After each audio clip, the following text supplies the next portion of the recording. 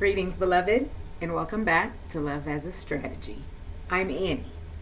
This month, in honor of Mental Health Awareness Month, we are getting personal. Because here is something I've learned over the past 9 months of building Love Before All full-time. Mental health for me does not primarily live in a diagnosis or a deficit. It lives in practice. Specifically, it lives in what I choose to give life to. There's a voice, and I suspect you know the one that shows up uninvited and asks, "Who do you think you are?" That voice is not quiet. It does not take days off, and it certainly does not disappear when you become your own boss. What changed was not the voice. What changed was what I decided to feed. Today's practice is called the Metacognitive Check. Metacognition is simply the practice of thinking about what you are thinking about. Thinking about what you're thinking about. And it is one of the most powerful tools available to the human brain. Here's why it matters.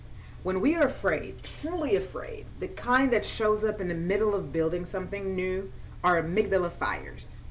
It floods the body with cortisol, and in that state, we tend to treat our fears as facts.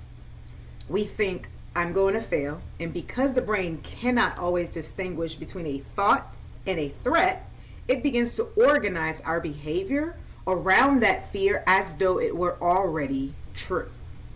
But here's what neuroscience also tells us. The prefrontal lobe cortex, what I call our brilliance center, has the capacity to observe our own thoughts, to step back, to ask, wait, is this actually true, or is this fear wearing the costume of certainty? That capacity is metacognition.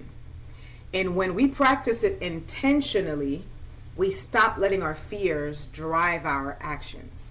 We start letting our values drive our actions instead. This is the science behind a mantra that has anchored me through the hardest moments of this build. My people will find me, my thoughts create my world, and my beliefs drive my actions. So how do I operationalize this? Here's your 3-step practice for this week. Step 1, notice the thought. When fear gets loud, do not rush past it. Name it specifically. Not I feel bad, but I am telling myself that I do not have what it takes to do this. Specificity matters because the brain responds to precision. Step 2, ask the question, is this a fact or is this a fear? Fear disguises itself as certainty, and your job is to separate the evidence from the story. Ask, what is actually true right now in this moment? Step 3, choose what you feed. You cannot stop the fear from arriving at your door. However, you do not have to invite it to stay for dinner. Take one small action, just one, that is aligned with your values rather than your anxiety. That action becomes the new evidence your nervous system needs to update its threat map. Mental health at its core is not about feeling good all the time. It is about developing the discipline to choose, even when it is hard, what you give life to.